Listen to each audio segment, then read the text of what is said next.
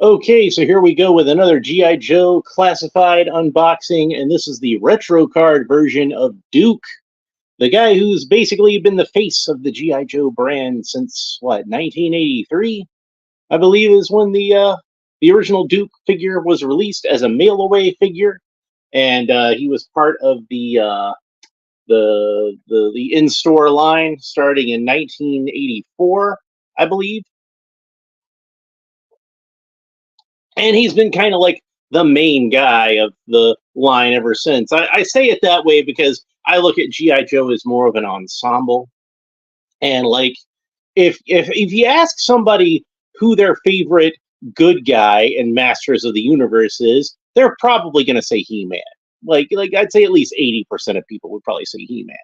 If you ask somebody who their favorite Autobot is, I would say like 90% of the people would say Optimus Prime. And even then, most of the 10 people would have been, younger people that grew up with the Michael Bay films, and they might say Bumblebee.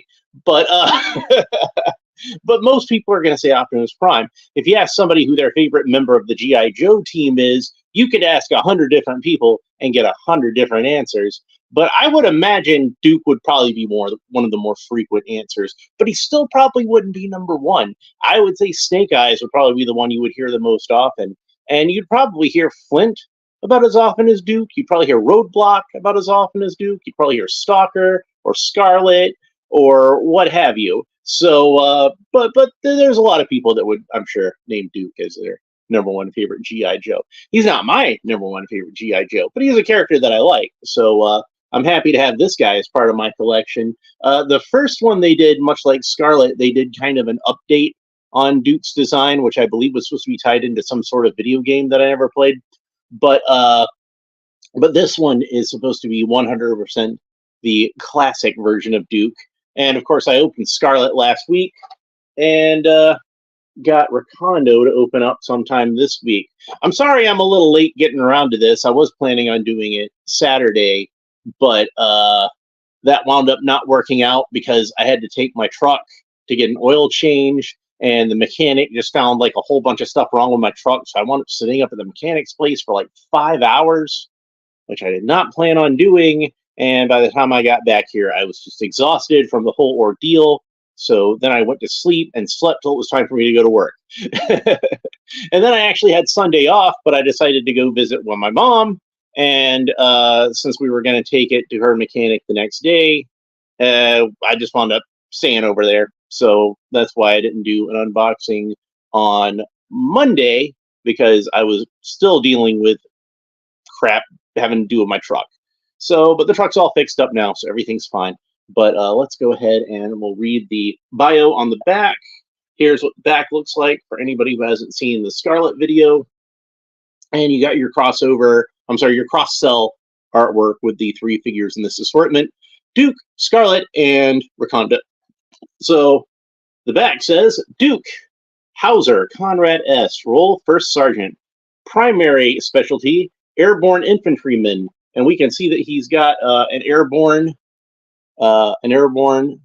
medal on his shirt. And this is actually a correct airborne medal, I believe, for the Army. I think the one that he had on the original figure was for it was for a different branch of the service. I think it was for the Air Force, but I could be mistaken. It was a different airborne medal than what he would have actually had. So let's see, secondary specialty, artillery. Well, that's different because I'm pretty sure like his primary specialty originally, or secondary specialty, one of the two, was linguistics. Duke is actually a very cunning linguist. Yeah, he is an expert in Asian dialects. So the back of it, the file card on the original figure had a lot of allusions to his service in Vietnam, which of course, they're I haven't finished reading this yet, but I would imagine they did away with a lot of that to make sure the character wasn't dated, in such a way where, like, if Duke was a Vietnam veteran now, he'd be like, pushing 70, and this guy is obviously not pushing 70. G.I. Joe's on kind of a floating timeline. So anyway, graduated at the top of his class at Airborne School after running 4 different Special Forces schools. He turned down a commission to instead serve as acting first sergeant of the G.I. Joe, or of G.I. Joe. So I almost said the G.I. Joe team, but they didn't bother with all that. And then it's got it in a few different languages underneath. Let's go ahead and open him up. So like Scarlet, he's got like this bubble, kind of has this little lip that folds around the bottom. So I'm going to cut the tape that's taping it to the back of the card. Kind of feel like that's going to be the easiest way to open them. And there we go. I think I got it a little bit more figured out than I had Scarlet at that point. So then we can pull the tray out of there. And I accidentally dropped the figure stand. It fell out. Let's see if I can find that amongst all this stuff that I have down here. Here we go. And then we can go through the accessories that he comes with. So there's an extra little tray like what Scarlet had to hold a few more accessories than are visible in the package. And first of all, let's get out the two fists, because Duke is a two-fisted kind of guy. So he's got these two closed fists, one for the right hand and one for the left hand. So we can have him punch somebody in the face if we want to do that. So he's got four hands all together. He's got two pistol grip hands on either arm.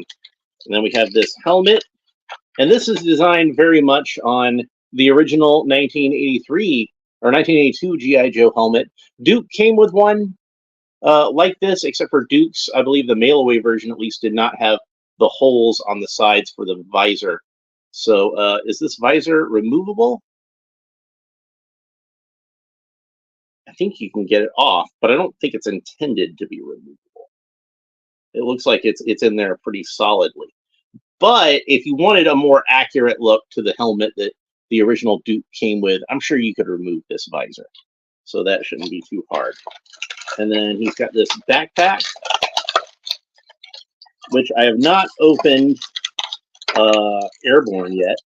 Let's have a look at Airborne real quick, because I'm pretty sure the original Airborne figure and the original Duke figure shared a backpack.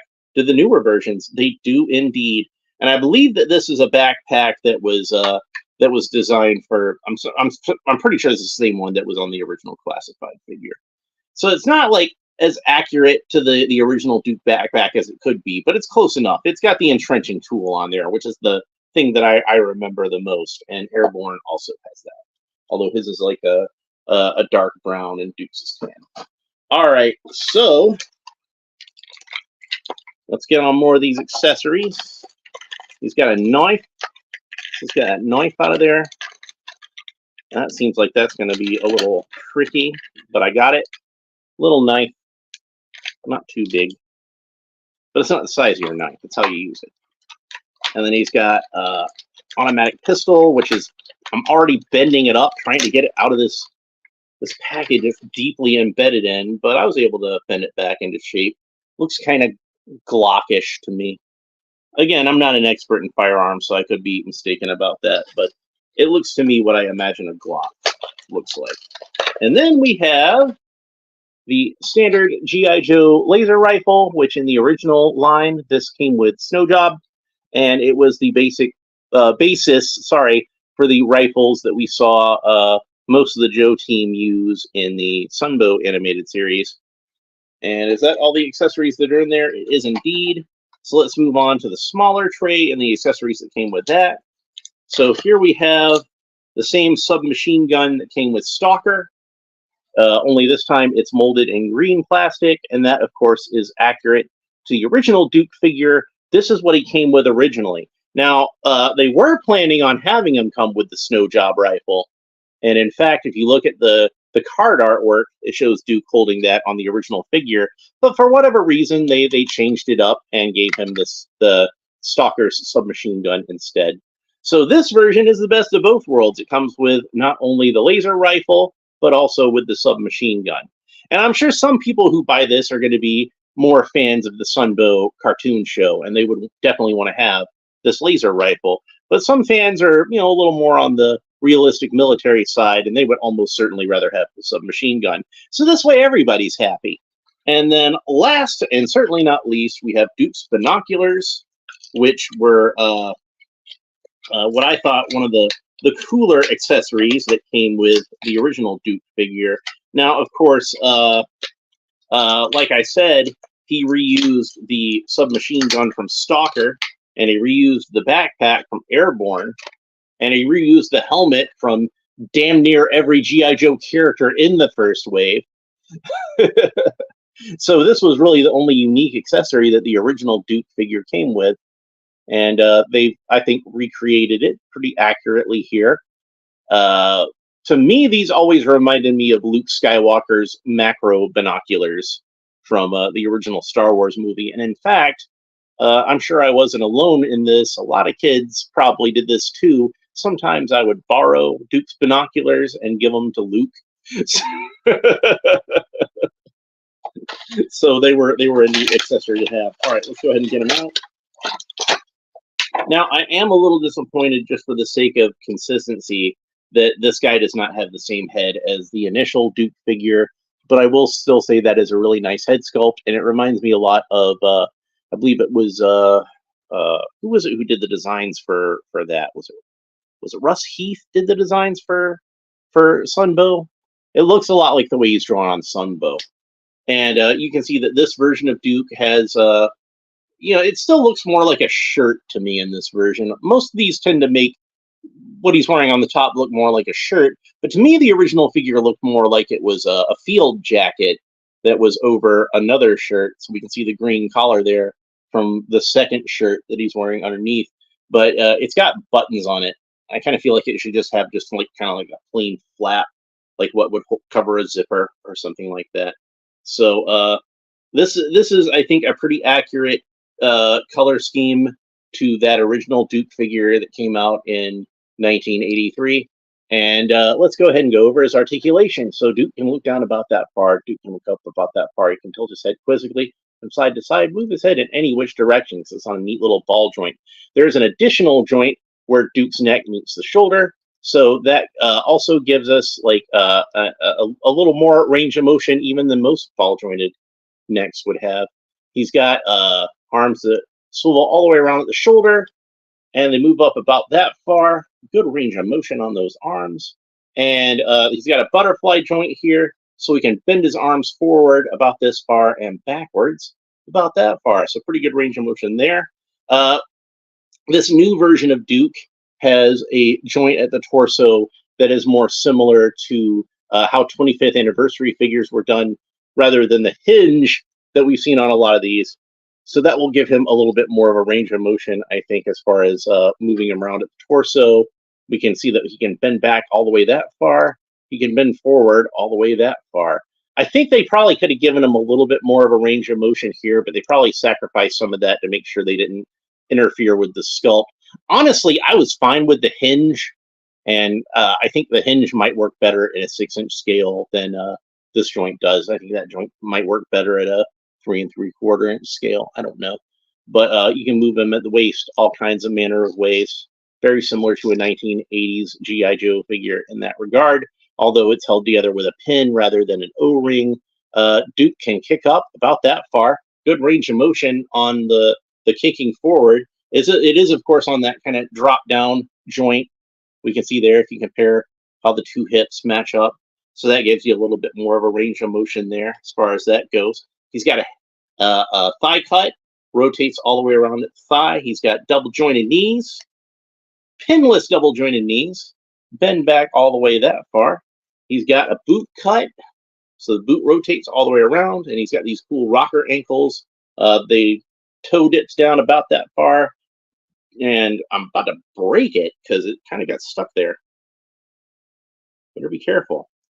Never force your joints. Yeah. Just like when you get older, never force your joints on your action figures either. So and then I neglected to talk about the elbow articulation. He does have double jointed elbow articulation. There we go. Rotates at the wrist all the way around, and this arm, there's the hinge that moves in a horizontal fashion, and on this arm it looks like the wrist hinges at a vertical fashion. So you got one of each. All right, so now that we've been over the articulation and everything, let's go over a few more of these little details on this figure. This does look a lot like the Duke figure that I remember from when I was a kid. He reused Gung Ho's boots on the original figure, and that looks a lot like the boots that are on the original Gung Ho figure. He's got a holster on his right thigh, and he's got a knife sheath on his left calf. So he's got this belt, which I think he reused the waist from Gung Ho also, or maybe it was the Cobra Officer. I think it depends on which one you get. Like they use different waists on different versions. I think it might be one of those things. He's got a little hole for the backpack in his bandolier, so you can stick the backpack through the bandolier. So let's go ahead and gear him up. Oh, he's got the American flag on his sleeve too. Like the original one came with a sticker, so you could put it onto him, but this one it's actually kind of tampographed on there. And you can see one of the concessions to the modern style of the figure is that he's got the blue field with the stars facing towards the front of the figure.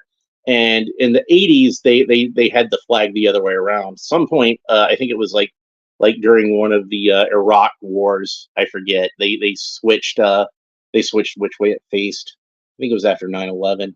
So that way it looked like the flag was charging into battle. So, all right, so let's go ahead and gear him up, see what he looks like with some of his accessories. First of all, let's go ahead and put this pistol into his hand. See how he looks holding the pistol.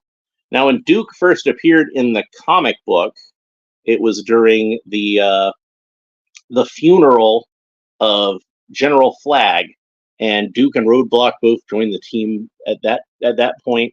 And Destro had sent what at the time was called the Tank Smasher plane to attack General Flag's funeral, and Roadblock shot it down with his Ma Deuce, and Duke was right alongside him, shooting at him with an automatic pistol, and what I have to assume was more of a symbolic gesture than anything else, because there was no way that gun was going to do any kind of damage to that plane whatsoever, if the bullets could even reach. But I think that was an homage to General Patton. Like in the movie, you remember there's the scene where Patton's shooting his gun defiantly at a Nazi plane. So I think that was an homage to that. But he looks pretty cool holding that pistol. You can recreate that scene if you have the Stalker, or not Stalker, the Roadblock action figure. So pretty cool. So that was the one I wanted to try first, just for that reason. And we can go ahead and put that into his holster. Fits in there nice and snugly. This holster is not the exact same shade of green, but it's a pretty close shade of green. The original figure, of course, that was an unpainted detail, as HCC 788 would like to point out.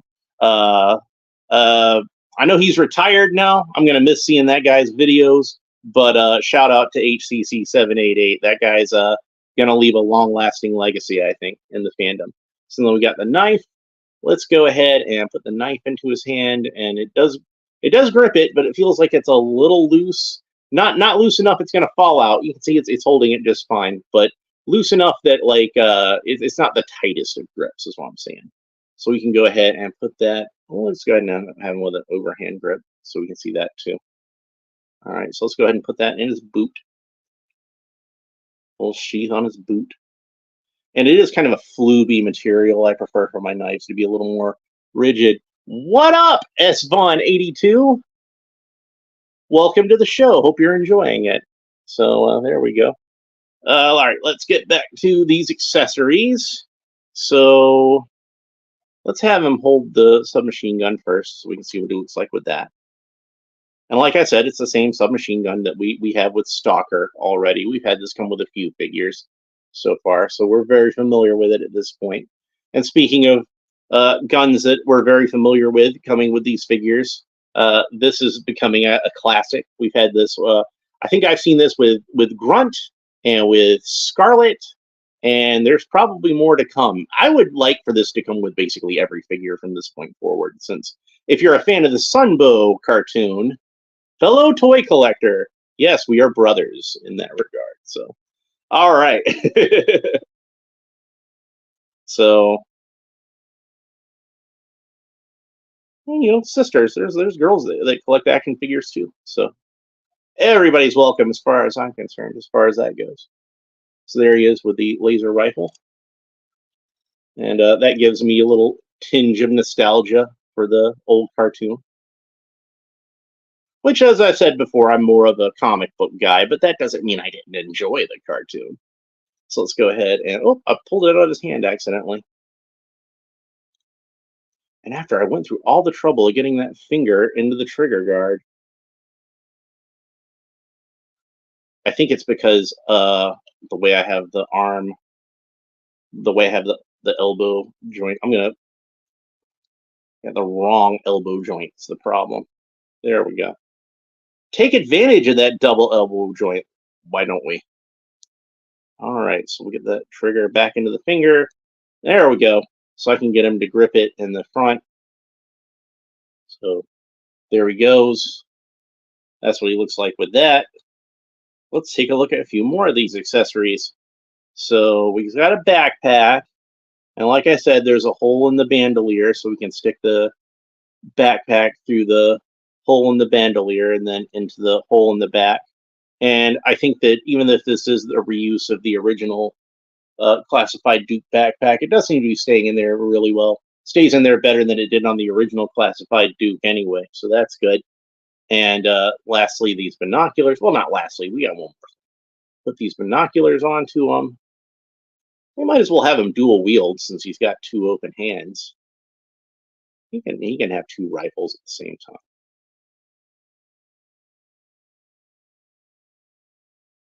That looks pretty badass, doesn't it? All right. So then we've got the helmet. Let's see how well this helmet fits on him. And that looks pretty good. Even if I got it on there crooked, try to adjust it a little bit. And there is Duke all geared up with all of his accessories. And we can flip the visor down if we want to for that total 80s look. And like I said, the original Duke didn't come with a visor on his helmet, but I'm pretty sure it can be removed. I'm just not going to bother to remove it right now because I don't know how easy it will be to put back. Now, I've got files where I can print out classified scale helmets for any figure that I want to, like 80s style classified helmets. But not everybody has a 3D printer. So if you don't have a 3D printer, here's a way you can get a good 80s style G.I. Joe helmet. And again, I hope this is an accessory that we see on a lot of characters going forward. I have to imagine that they're doing Flash at some point. And Flash, of course, would have a helmet like this. So anyway, I'm really happy with this Duke figure. I think they did a really good job with him. He captures that 1980s feel very well. Improves on that original 80s figure in some ways. Like I said, it's nice that he now has the correct airborne pin there, so that's cool. I do wish that this shirt was a little more jacket-like, since, like I said, I kind of feel like on the original figure, it was supposed to be more of a jacket. But, still, it looks good. I'm not going to complain about it. I would like to see this reprinted or repainted in various styles. Like, I know they did a Tiger Force already with the original classified figure, but can we do another Tiger Force with this base? That would be nice. And maybe do one a little more in the style of the Sunbow cartoon, where his jacket's a little more on the yellowish side of tan than the beige side of tan, if that makes any sense. So, but other than that, I'm really happy with this figure. I think he turned out great. This has been a really good wave for the retro figures so far. And I've got Recondo coming up, which, he's we've already reviewed Recondo with the Tiger Force version, and this is him painted in the colors of the V1. So, but I'm still looking forward to that, even though it's ground we've already trod over, but we can trot over it again, can't we?